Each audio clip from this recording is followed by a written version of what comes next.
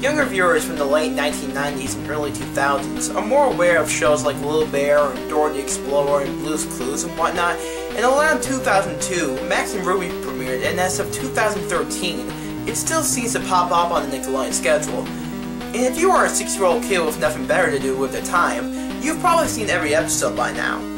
But there is one dark and disturbing episode that's only been released onto DVD. Yeah, I wish it was porno. I have to say that it's pretty rare to find a pasta about a kid's show that was actually well written. The story, instead of going blindly into gore territory, actually tries to tell a scary story from a different angle, using different scare tactics. The shades of red and black were properly used in the pasta and weren't just thrown in there for shock value, and the story itself was very intriguing. Once Max and Ruby's parents pass away rather abruptly, I might as well add, via a scary cutscene, Max decides to end it all. No, it doesn't have the gore and blood splattering from Squidward suicide, or the hyper-realistic eyes staring into your soul. In fact, the characters don't even have faces, excluding black bullet-shaped eyes. I think they do a better job in scaring you as opposed to hyper-realistic eyes. You know, just saying. Honestly, this pasta could have easily been called Max's Suicide, and I would never really question it. It's a well-written pasta, and it needs to rain. And also, someone out there should make a fake video out of this. I mean, after all, they can make numerous ones about Squidward's suicide and suicidemouse.avi, then anything's possible. It was just this Christmas that went by, and things were getting busy. I had to start buying presents for the family. I had finished shopping, but I still needed to grab a present for my little cousin. She is not very hard to shop for since she is 4. She likes things like Peppa Pig and My Little Pony. She really liked, and I say liked for a reason, Max and Ruby. So when I decided to go looking for a present, I figured something like a Max and Ruby DVD would have been perfect, since she liked to watch it on a daily basis. However, Christmas meant that most of the online DVDs were sold out of most places. I went to look on eBay as well, but figured I could not trust what condition the DVDs would be in, so I was stuck in a rut for a while, until that package arrived. I was at home still scrolling around for a stupid DVD, until I heard the sound of something being pushed into my letterbox. I caught a hold of it before my dog did, and looked at the package. It seemed to be wrapped fairly badly, with what looked like grease marks and stains on it. Naturally, like anyone would, I decided to open the package. Inside was something that I could not explain. It was a Max and Ruby DVD, but I had not seen one like it online. It was like some little kid had drawn on the front cover with a marker. The title was just Max and Ruby, with what looked like a poorly drawn illustration of Max and Ruby on the front. There were no names or anything, but on the back it had a list of 4 episodes, all with blood titles. I gave the DVD a watch over, and to my surprise, the episodes were all in perfect quality, and seemed to have no flaws. It was as if it was a real DVD, just with a homemade cover. The only thing I thought was odd was the episode selection screen. The episodes had names, but they were called Max and Ruby 1, with the numbers being changed as it went down the list. The actual selection was just a plain white screen with black text for the episode list, nothing else. After giving it much thought, I decided to change the cover to something a little nicer by printing out a DVD cover that I found on Google and tracked down the names of the episodes so they were labeled white. I left the episode list screen alone because I figured it was self-explanatory. Christmas went by and things were fine.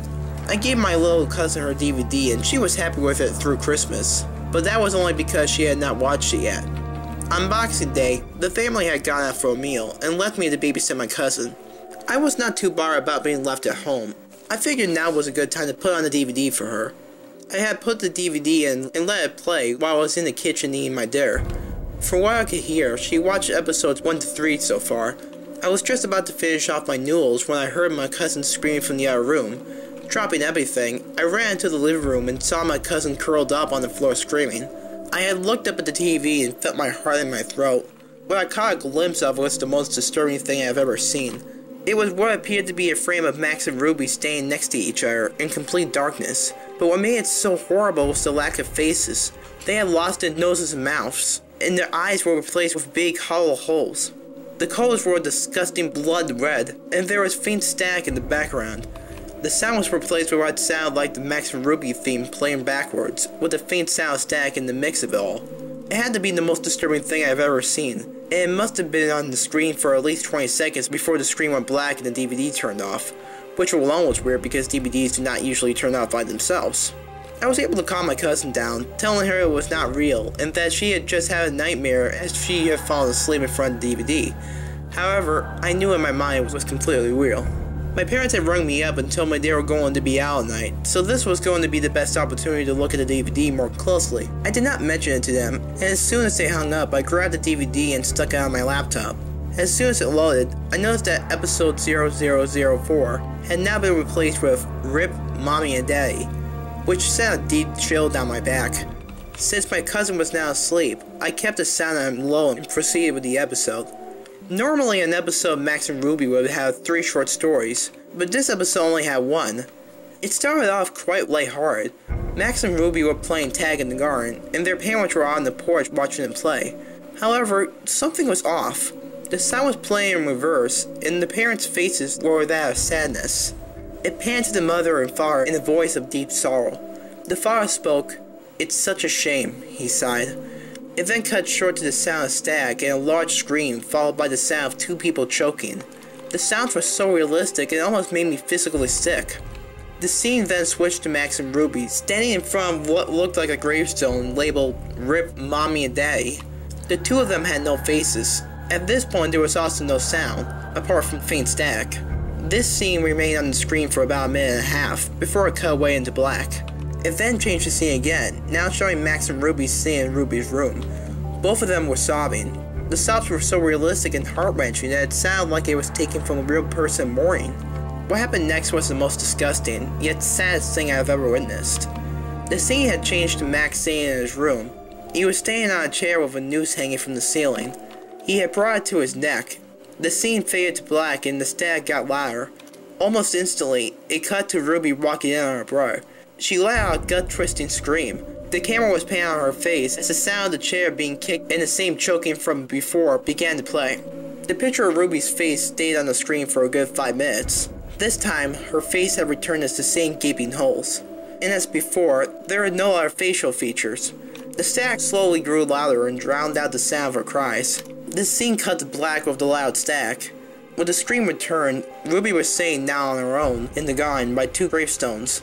One was labeled RIP Mommy and Daddy, and the other RIP Brother. At this point I had already been sick and was sitting all shaken. The episode seemed to have come to an end at last, as the Max and Ruby theme song played slowly in reverse. I was about to eject the DVD when the same image came up like it did on the TV. This time, however, there was text above the 2 rabbits that said, "Death is our only release." It stayed on like this for a few seconds before the DVD finally popped out of my laptop. I sat there trying to contemplate what had happened. In my shock and fear, I made the stupid decision to break the DVD as much as I could before leaving the house. I shoved the pieces down the drain. Thankfully, I kept a few screenshots and saved it to my laptop. The next couple of days went past without anything unusual happening.